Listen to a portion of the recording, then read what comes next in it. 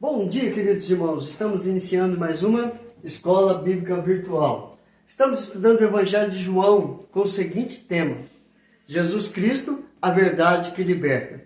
Hoje nós vamos ver quem é aquele que eu vou seguir. Nosso tema, como seguir a Jesus. Então, quem é aquele que eu vou seguir? Baseado em João capítulo 6, de 1 a verso 21. Para seguirmos a Jesus, é necessário conhecer como ele é apresentado nas Escrituras. Isso é uma realidade. Não adianta você falar que segue a Jesus, mas não conhece como ele é apresentado nas Escrituras. Então nós vamos caminhar um pouquinho para ver quem é Jesus. Ele é apresentado através dos milagres. Os milagres apresentam sua onisciência, sua onipotência e sua onipresença. Como? A onisciência é o conhecimento de todas as coisas. A onipotência, ele tem poder para realizar todas as coisas. E a onipresença, ele está presente em todo lugar. E isso fica bem claro no capítulo 6. Então nós vamos ver como que os milagres apresentam a sua onisciência, a sua onipotência e a sua onipresença. Na água transformada em vinho, no capítulo 2, Jesus é o Senhor da qualidade. Ele tem o poder para mudar a essência da água para o vinho e o melhor vinho. Então, ele é o Senhor da qualidade. Segundo, na cura do oficial, Jesus é o Senhor da distância. Ou seja, basta apenas ele falar uma coisa e os montes vão ruir. Ele tem poder sobre a distância. Ele disse: vai que teu filho está curado. E o oficial foi e o filho dele estava curado. Terceiro, na cura do paralítico, Jesus é o Senhor do tempo. O homem estava ali 38 anos enfermo. E chegando ali, ele cura o paralítico. Então, nos 5 primeiros capítulos de João, nós vimos cada detalhe de um milagre de Jesus. Hoje, nós vamos para o capítulo 6 e nós vamos ver 2 milagres. E nesses 2 milagres, nós vamos ver outras atitudes e qualidades de Jesus para que possamos conhecer quem é aquele que eu vou seguir. No capítulo 6, temos 2 milagres que revelam 2 aspectos do senhorio de Jesus Cristo. Ou seja, primeiro, Jesus é o Senhor da quantidade. João capítulo 6, de 1 a 15. Então nós vemos que ali ele tinha apenas 5 pães e 2 peixes. E desses 5 pães e 2 peixes ele multiplica, triplica. E ele faz o maior milagre de alimentar mais de 5.000 pessoas. Segundo, Jesus é o Senhor da natureza. João capítulo 6, do verso 16 a 21. Ou seja, ele está no controle de todas as coisas. Todo o universo está sob o controle do Senhor Jesus, porque ele é o Senhor. Ele tem o poder, a autoridade para comandar todas as coisas. Então nós vamos ver passo a passo esses 2 aspectos e ver como que Jesus trabalha na vida das pessoas e na natureza. Através do texto do capítulo 6, vemos uma multidão que o seguia por causa dos sinais e curas que ele realizava. Eles seguiam a Jesus não porque ele era o Senhor, não porque ele era o Salvador, mas porque ele apenas fazia sinais, prodígios, milagres e curas. Então, Jesus pergunta. Então, Jesus, erguendo os olhos e vendo grande multidão vinha ter com ele, disse a Filipe: onde compraremos pães para lhes dar a comer? João 6, verso 5. Então Jesus viu aquela multidão, já a hora não era tão cedo, e Jesus pergunta: onde nós compraremos pães para alimentar esta multidão? No capítulo 6, Jesus é o Senhor da quantidade. Vejamos 3 atitudes de Jesus em relação a esta situação ao redor e como ele apresenta. Ou seja, ele viu aquela grande multidão, ele queria saber como que iria alimentar aquele povo, sabendo que ele ia operar o milagre, mas ele joga a pergunta, a responsabilidade para os seus discípulos. E os seus discípulos não sabiam como alimentar aquela multidão, pois apenas tinha 5 pães e 2 peixinhos. Então, primeiro, Jesus ele se compadece da multidão. Ele ensinou as pessoas porque as via como ovelhas sem pastor. Isso fica bem claro. Em Marcos capítulo 6, 34. Ao desembarcar, viu Jesus uma grande multidão e compadeceu-se deles, porque eram como ovelhas que não têm pastor, e passou a ensinar-lhes muitas coisas. Então, Jesus ele se compadece. Ele não somente alimenta a vida física, mas ele alimenta a vida espiritual, porque elas não tinham um líder que pudesse falar ao coração, que pudesse ministrar a alma daquelas pessoas. E Jesus, ele passa a ensinar-lhes muitas coisas. Jesus, ele compadece da multidão e ele acolhe as pessoas e socorre aquelas que precisavam de ser curadas. E isso fica bem claro em Lucas 9, verso 11. Mas as multidões, ao saberem, seguiram-no, acolhendo-as, falava-lhes a respeito do reino de Deus e socorria os que tinham necessidade de cura. Então, ele falava a respeito do reino de Deus e também curava aqueles que tinham necessidades.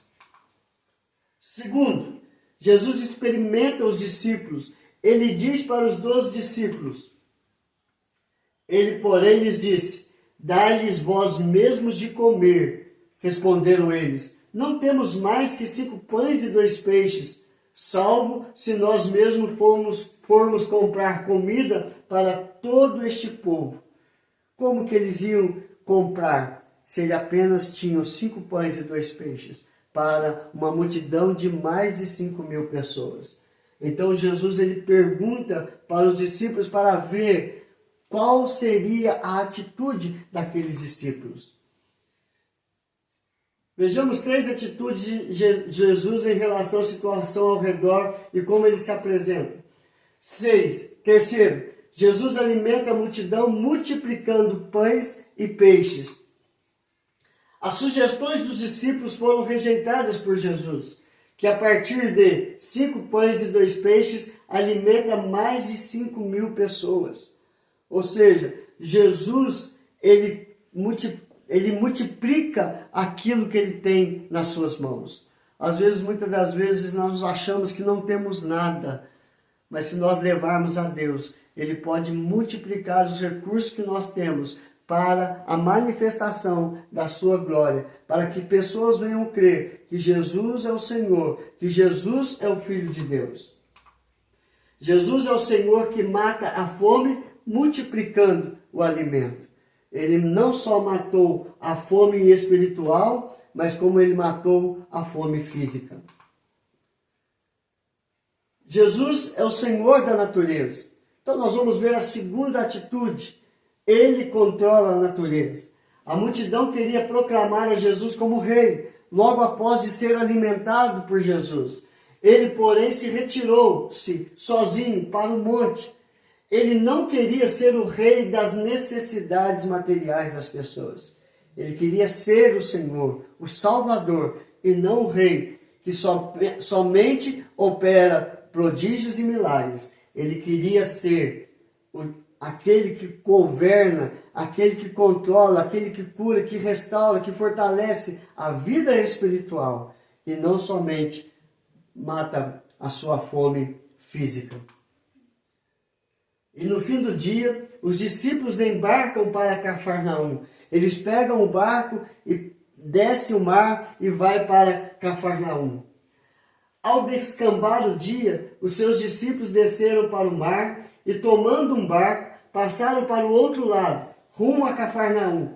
Já se fazia escuro e Jesus ainda não viera ter com eles. João capítulo 6, versos 16 e 17. Era noite, eles estavam sozinhos no barco e sobreveio uma grande tempestade. E Jesus veio ao encontro deles andando por sobre as águas e fez cessar a tempestade. E o mar começava a empolar-se, agitado por um vento rígido que soprava. Tendo navegado uns 25 a 30 estádios, eis que viram Jesus andando por sobre o mar. Aproximando-se do barco, eles ficaram possuídos de temor. Então eles viram aquela cena e eles ficaram com medo, achando que era um fantasma. E eles começaram a temer, não somente a tempestade, mas também aquele vulto que vinha por sobre as águas. Aqui nós temos 3 lições. Primeiro, as tempestades fazem parte da vida do cristão. Nós não estamos livres das tempestades, mesmo com Jesus no barco, mesmo sem Jesus no barco, nós vamos passar por tempestades. Viver é preciso e é impossível viver sem enfrentar tempestades e ventos contrários. Jesus disse que nós teríamos aflições neste mundo. Segundo, nas tempestades precisamos olhar para Jesus. Nós precisamos ter foco em Cristo Jesus, o autor e consumador da nossa fé. Em hipótese nenhuma podemos tirar os olhos de Jesus. Devemos sempre confiar que Ele está sempre presente conosco, a nos fortalecer, nos sustentar, nos amparar e até mesmo carregar em seus braços. E terceiro, queridos, as tempestades jamais o impedirão de chegar ao destino estabelecido por Deus. Com Jesus em nosso barco da vida, chegaremos ao destino que Deus traçou para cada um de nós. Anime-se, no meio do temporal, Ele está conosco, não pereceremos. Por quê? Porque Ele controla o vento e o mar. Tudo está sob o seu controle. Basta você ter fé e confiar que Deus jamais vai impedir que você fique perdido na tempestade. Então, o que nós aprendemos hoje, queridos? Quem é aquele que eu vou seguir? Aquele que eu vou seguir, ele é apresentado como o Senhor da qualidade, o Senhor da quantidade, o Senhor que tem controle sobre o tempo, sobre a distância, que Ele é o Senhor que é apresentado de 2 maneiras no capítulo 6, é o Senhor da quantidade e o Senhor da natureza, mas Ele quer ser o Senhor da sua vida. Abre o teu coração e deixa Ele entrar, deixa Ele fazer morada na sua vida e tudo vai acalmar, tudo vai ser restaurado e fortalecido. Vamos orar, queridos? Senhor, graças te damos por tudo. Abençoa, Senhor Deus, cada ouvinte. E que esta palavra possa entrar em cada coração e vidas possam ser transformadas, porque o Senhor tem o senhorio da nossa vida, do nosso coração, da nossa mente. Abençoe cada família, cada casal, cada filho, Pai. Transforma, Senhor Deus, este lar. Restaura os casamentos. Restaura vida por vida, para a tua honra, para a tua glória e para o teu louvor. É a nossa oração. Em nome de Jesus. Amém e amém. Que Deus te abençoe, queridos, e até amanhã, se Deus quiser.